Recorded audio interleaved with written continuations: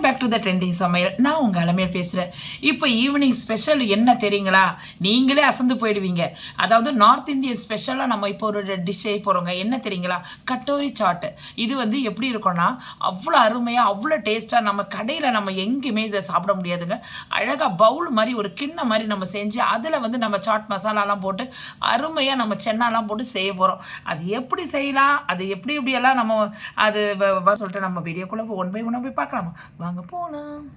இப்போ நம்ம கட்டோரி சாட் செய்யறதுக்காக இப்போ ரெடி பண்ணிக்க போகிறோம். இதில் வந்து ஒரு அகலமான ஒரு பேஷன் எடுத்துங்க. பேஷனில் வந்து நான் கோதுமை மாவு ஆட்டா மாவு எடுத்துருக்கிறேன். நல்லா இது சளிச்சு தான் வச்சுருக்கிறேன். இதில் நான் 2 கப்பு யூஸ் பண்ணிக்கிறேன் ஃப்ரெண்ட்ஸ். உங்களுக்கு நீங்கள் எவ்வளோ தேவையோ நீங்கள் யூஸ் பண்ணிக்கோங்க. இதால் வந்து நான் 1 கப்பு சேர்த்துறேன், இன்னொரு கப்பு நான் சேர்த்துறேன். இப்போ நம்ம கட்டோரி சாட் செய்யறதுக்காக மாவில் வந்து நம்ம வந்து கொஞ்சோண்டு ஃப்ரெண்ட்ஸ் இந்த பாருங்க கொஞ்சோண்டு வந்து கருப்பு எள்ளு போட்டுக்கலாம், ஏன்னா டேஸ்ட்டு கொடுக்கறதுக்காக. இப்போ தேவையான அளவு சால்ட்டை எடுத்துக்கோங்க ஃப்ரெண்ட்ஸ். ஓகே ஃப்ரெண்ட்ஸ், இப்போ வந்து கொஞ்சோண்டு எண்ணெய் ஊற்றிக்கோங்க. எண்ணெய் ஊற்றிட்டு பிசைஞ்சா கொஞ்சம் நல்லா டேஸ்ட் நல்லாயிருக்கும். ஓகே ஃப்ரெண்ட்ஸ், இப்போ வந்து நல்லா கொஞ்சம் கலக்கிக்கோங்க. எல்லாத்தையும் போட்டு மிக்ஸ் பண்ணிக்கோங்க. இது நார்த் இந்திய ஸ்பெஷல் ஃப்ரெண்ட்ஸ். ஆனால் டேஸ்ட்டு நல்லாயிருக்கும், டேஸ்ட்டு சுவைஸில். ஏன்னா நீங்கள் வந்து இங்கே சென்னையில் வந்து நீங்கள் இது இந்த மாதிரி நீங்கள் சாப்பிட்ருக்க மாட்டீங்க. இப்போ நான் செய்கிற டிஷ்ஷை வச்சு நீங்கள் பார்த்துட்டு நீங்கள் சொல்லுங்கள், ஆமாம் இது சாப்பிட்ருக்கோம்ல நாம் எங்கேயும் நீங்கள். ஏன்னா நாங்கள் நம்ம எல்லா இடமும் வெளியெல்லாம் போயிருக்கிறோம், நான் கூட பார்த்தது கிடையாது. ஆனால் இது வந்து நான் இது சாப்பிட்டது நல்லா டேஸ்ட் நல்லாயிருக்கு. அதனால தான் இது இப்போ நான் செய்கிறேன். நான் இது எப்படி இருக்குன்னு பார்க்கலாம். இதில் வந்து நம்ம எல்லாத்தையும் நம்ம கலக்கிட்டோம். இதில் வந்து கொஞ்சம் கொஞ்சமாக தண்ணி ஊற்றி மிக்ஸ் பண்ணி சப்பாத்தி மாவு மாதிரி பிசைஞ்சிக்கலாம் ஃப்ரெண்ட்ஸ்.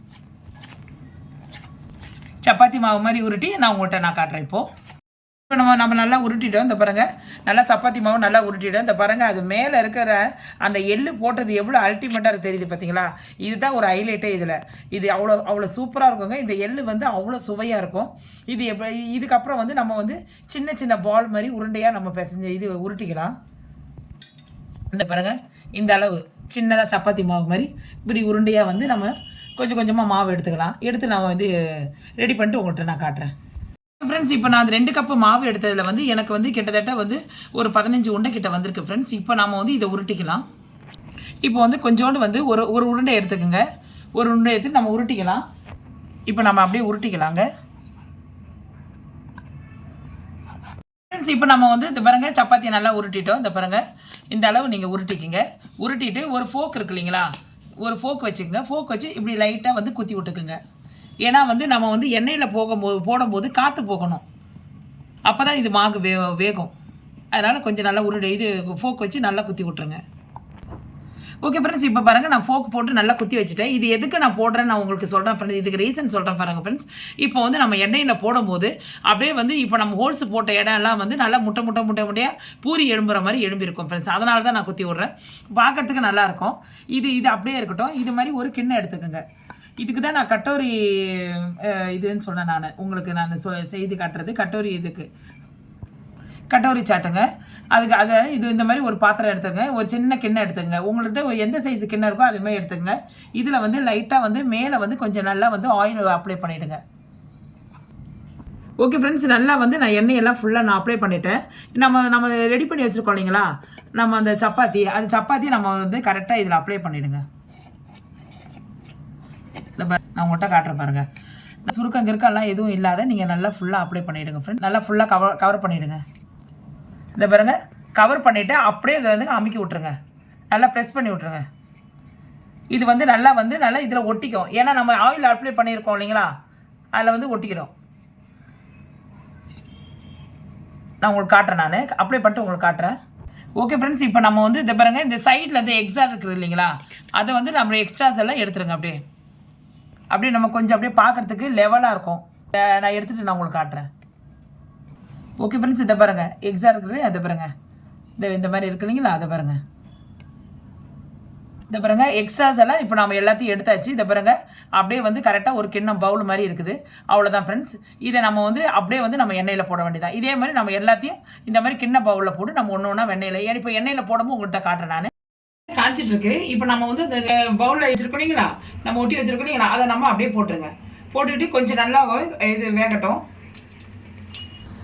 பார்த்து ஃப்ரெண்ட்ஸ், இது செய்யும் போது கொஞ்சம் கவனமாக செய்யுங்க. எண்ணெய் தெளிச்சிட போகுது. ஏன்னா சுத்தீர நல்லா வேகணும். எண்ணெய் கொஞ்சம் நிறைய நல்லா ஊற்றிக்கோங்க, அது முழுகிற வரைக்கும். அப்படி இல்லைன்னா ஒரு ஃபோக்கு ஏதாவது ஒரு கரண்டி வச்சுக்கிட்டு இதை அப்படியே சாய்ச்சி விடுங்க. அப்போ வந்து நம்ம அந்த ஓரம்லாம் நல்லா வேகும். ஓகேங்களா? ஆனால் வந்து கூடுமான வரைக்கும் சிம்லேயே வச்சுக்கோங்க ஃப்ரெண்ட்ஸ். ஹை ஃப்ளேமில் வைக்காதீங்க, எண்ணெய் பயங்கரமாக அனல் அடிக்கும். உங்களுக்கு எல்லாத்தையும் நான் உங்களுக்கு எக்ஸ்பிளைன் பண்ணுறேன்.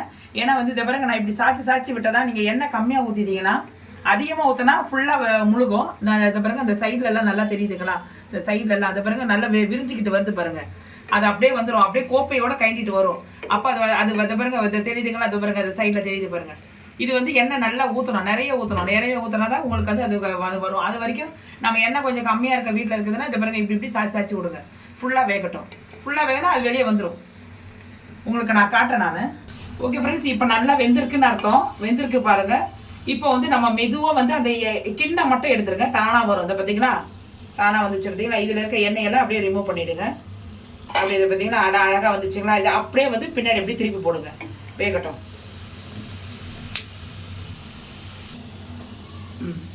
ஓகே ஃப்ரெண்ட்ஸ், இப்போ பாருங்கள் சூப்பராக வந்து ஒரு கிண்ணம் மாதிரி வந்துருச்சுங்களா? அவ்வளோதான் ஃப்ரெண்ட்ஸ், நம்ம எடுத்துடலாம். இதே மாதிரி நம்ம எல்லாத்தையும் போட்டு எடுத்துகிட்டு உங்களுக்கு காட்டுறேன் நான். சூப்பராக வந்து நம்ம கிண்ணத்தை வச்சு நம்ம வந்து சூப்பராக வந்து கட்டோலிக்கு செஞ்சுட்டோம் நம்ம. இப்போ பாருங்கள், நான் வந்து உங்ககிட்ட என்ன கிண்ணம் இருக்குதோ அதுக்கு தகுந்த மாதிரி செஞ்சுட்டுருக்கேன். இது பாருங்கள் எவ்வளோ சூப்பராக இருக்குது பார்த்தீங்களா? பார்க்குறதுக்கு பாருங்கள் எவ்வளோ அல்டிமேட்டாக இருக்குது பார்த்தீங்களா? எவ்வளோ அருமையாக இருக்குது பாருங்கள். இது பாருங்கள், இதே மாதிரி நீங்களும் செஞ்சுருக்கோங்க ஃப்ரெண்ட்ஸ். இது பாருங்கள் எவ்வளோ அழகாக செஞ்சுருக்கேன் பாருங்கள் ஃப்ரெண்ட்ஸ். அவ்வளோதான். இதில் வந்து ஒரு சின்ன கிண்ணம் இருந்தது என்கிட்ட, பவுல் இருந்தது. இது பாருங்கள் அழகாக சூப்பராக இருக்குது பாருங்கள். பார்க்கறதுக்கு நல்லா பாருங்கள், ஒரு களவோடு மாதிரி இருக்குது பார்த்தீங்களா? அந்த காலத்தில் வந்து ஒரு ராஜாக்கள்லாம் வச்சுருப்பாங்க இல்லைங்களா, தண்ணி குடிக்கிறதுக்கு, அந்த மாதிரி இருக்குது பாருங்கள். எவ்வளோ சூப்பராக இருக்குது பாருங்கள். இப்போ இது அப்படியே இருக்கட்டும் ஃப்ரெண்ட்ஸ். இதுக்கு தேவையான மசாலா ஐட்டம்ஸ் நம்ம இது உள்ளே போடுறதுக்கு நம்ம ரெடி பண்ணிக்கலாம். ஒரு பவுல் எடுத்துக்கோங்க, சென்னா மசாலா எடுத்துக்கோங்க,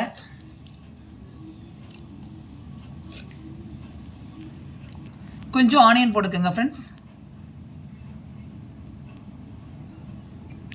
கொஞ்சோண்டு கொத்தமல்லி. இப்போ நல்லா மிக்ஸ் பண்ணிக்கோங்க ஃப்ரெண்ட்ஸ். இப்போ நம்ம ரெடி பண்ணி வச்சுருக்கோம் இல்லைங்களா சென்னாவை இதில் போட்டுக்கோங்க. ஒரு பவுலில் கொஞ்சம் லைட்டாக போட்டுக்கோங்க. போட்டு காட்டுறேங்க. அதுக்கப்புறம் எல்லாத்தையும் நெக்ஸ்ட் வந்து அப்படியே நான் எல்லாத்துக்கும் நான் போட்டு ஒன்று உங்கள்கிட்ட மட்டும் நான் இப்போ ஒன்று போட்டு காட்டுறேன். இதில் வந்து நான் பொட்டேட்டோ வந்து பாயில் பண்ணி வச்சுருக்கேங்க ஃப்ரெண்ட்ஸ். அதை வந்து இதில் கொஞ்சம் போட்டுக்கோங்க. நான் எது போடணும் அதை அப்படியே போடுங்க. அப்போ தான் வந்து நம்ம சாப்பிடும் போது டேஸ்ட்டு சூப்பராக இருக்கும்.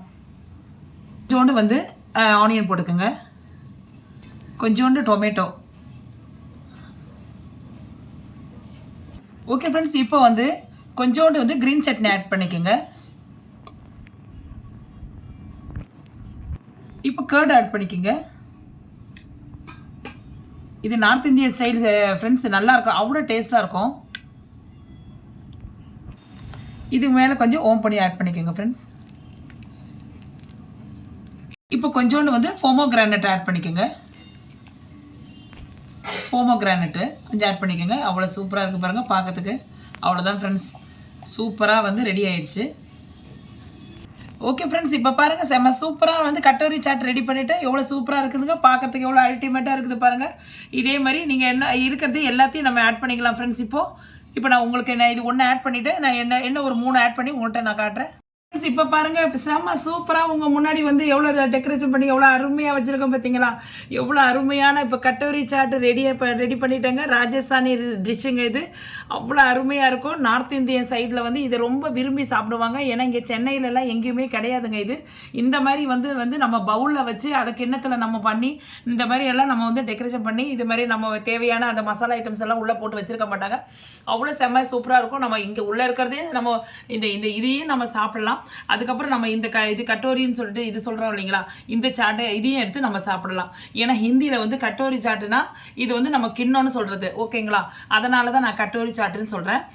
இது செம்ம சூப்பராக இருக்கும் ஃப்ரெண்ட்ஸ். நீங்களும் செய்து சாப்பிட்டு பாருங்கள். ஒரு சண்டே டைமில் ஒரு ஈவினிங்கில் மேலே மொட்டை மாடிக்கு எடுத்துகிட்டு போயிட்டு அப்படியே குழந்தைங்களுக்கு அவங்களுக்கு ஒரு கிண்ணம் கொடுத்துருங்க. அவங்க கிண்ணங்களும் இது அப்படியே வயிறு ஃபுல்லப் ஆகிடும் ஃப்ரெண்ட்ஸ். நம்ம வீட்டுக்கு கீழே வந்து ஒரு கப் காஃபியோடு இது நம்ம எடுத்துகிட்டு போயிட்டு மேலே சாப்பிட்டோன்னா இது ஒரு நல்ல ஒரு ஃபில்லப் ஆகும். இது north north Indian side dish friends. இதை நீங்களும் செஞ்சு பாருங்கள். இதை செஞ்சு பார்த்துட்டு எப்படி வந்தது, எவ்வளோ டிஷ்ஷு எப்படி வந்தது, உங்களுக்கு ஏதாவது டவுட்டு ஏதாவது இருந்துச்சுன்னா எனக்கு ஃபீட்பேக் எனக்கு கொடுங்க. எனக்கு கமெண்ட் செக்ஷனில் கமெண்ட் கொடுங்க ஃப்ரெண்ட்ஸ். ஏன்னா வந்து உங்கள் கமெண்ட்டுக்காக தான் நான் வெயிட் பண்ணுறேன் நான். ஏன்னா வந்து நீங்கள் நான் சொல்கிறபடியே நீங்கள் செய்யுங்க, கரெக்டாக வரும், அது கரெக்டாக வரும். ஆனால் தயவுசெய்து வந்து எண்ணெயில் நீங்கள் கை வைக்கும் போது கொஞ்சம் பார்த்து கேர்ஃபுல்லாக செய்யுங்க ஃப்ரெண்ட்ஸ். ஏன்னா வந்து ஈழப்படும். அதனால் வந்து குழந்தைங்கள பக்கத்தில் விடாதீங்க, நீங்களே செய்யுங்க. ஓகேங்களா? அது செஞ்சிட்டிங்கன்னா அது வந்து அது ஸ்லிம்லேயே வச்சு செய்யுங்க ஃப்ரெண்ட்ஸ். அதுதான், வேறு ஒன்றுமே இல்லை. ஆனால் சாப்பிட்றதுக்கு நல்லாயிருக்கும் ஃப்ரெண்ட்ஸ். ஏன்னா நான் சும்மா சொல்லலை, ஆனால் டேஸ்ட்டு நல்லாயிருக்கும். ஏன்னா இதில் வந்து இந்த பாருங்க ஓம் பொடி போட்டிருக்கோம், ஃபோமோ கிரைனட் போட்டிருக்கோம், தயிர் ஊற்றிருக்கோம், அதுக்கப்புறம் கிரீன் சட்னி ஊற்றிருக்கிறோம், அப்புறம் வந்து நம்ம வந்து பொட்டை வந்து பாயில் பண்ணியிருக்கிறோம். அதுக்கப்புறம் வந்து செம்ம சூப்பராக வந்து எல்லாமே நம்ம ஐட்டம்ஸ் எல்லாம் பண்ணியிருக்கோம் ஃப்ரெண்ட்ஸ். அதாவது முக்கியமான பொருள் சென்னா மசாலாவை ரெடி பண்ணி உள்ளே போட்டிருக்கனால இது எல்லாத்தையும் நம்ம மேட்ச் பண்ணி சாப்பிட்றதுனால அவ்வளோ டேஸ்ட்டாக இருக்கும் ஃப்ரெண்ட்ஸ்.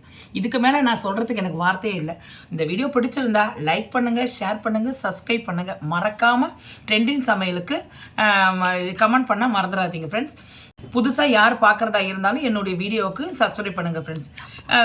இது வரைக்கும் உங்களுடைய நான் இப்போ விடைபெறுவது இதோ நம்ம நல்ல ஒரு டிஷ்ஷோடு சந்திக்கலாம் ஃப்ரெண்ட்ஸ். உங்களுடைய விடைபெறுவது உங்களால் மேலே. ஓகே தென்பா.